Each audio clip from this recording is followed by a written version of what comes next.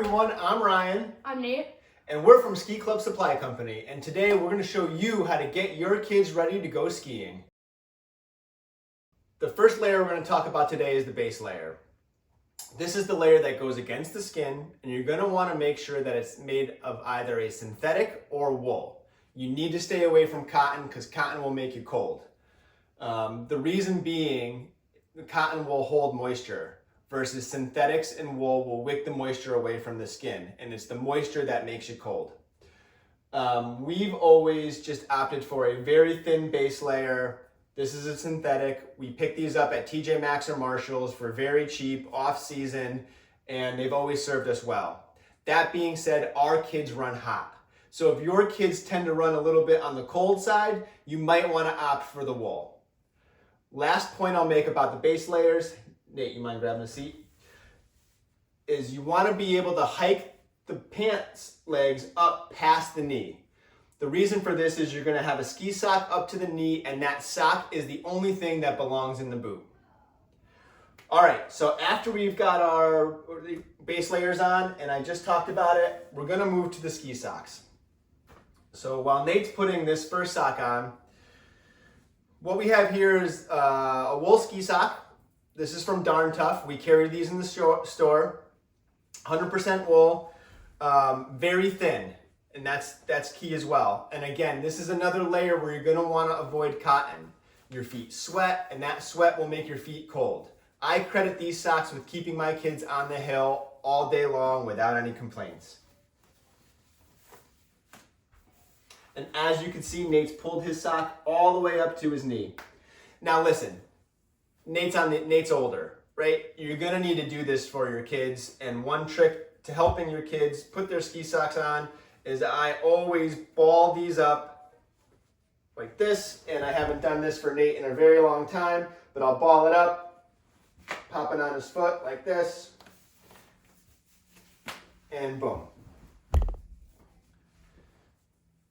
And obviously I'm out of practice because he's already adjusting it. I will say, out of all of the pieces of clothing, I would almost argue that your ski sock and getting the right ski sock is probably the most important thing out of the whole kit. Whether you choose a bib for your child or a pant, this is the next piece to go on. Nate, you want to throw those on? And we'll hike those up, and then grab a seat again. So you've all dressed your kids for winter, I'm sure, if you're in an area where you've been skiing. The one thing I'll say is when it comes to ski pants, the one tip I have is most ski pants or bibs will have something called a gaiter.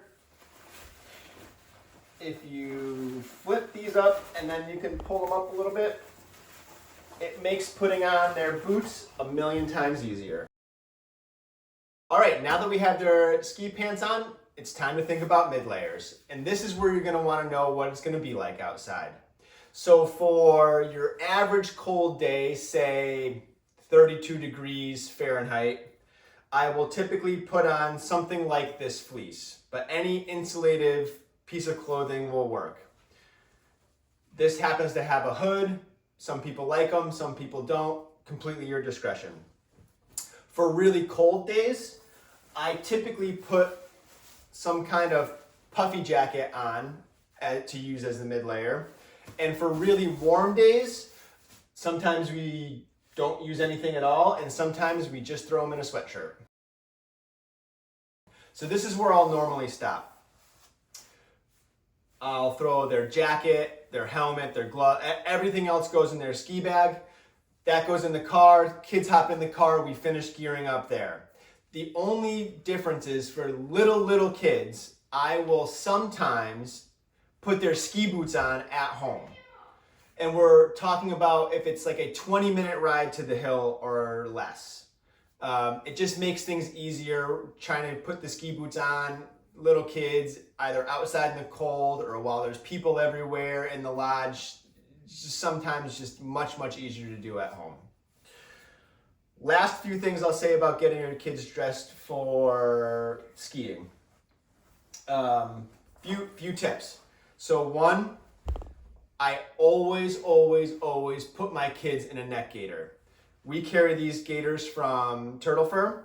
They are fleece lined and they come in really, really handy and do a great job of keeping the cold and the wind off your children.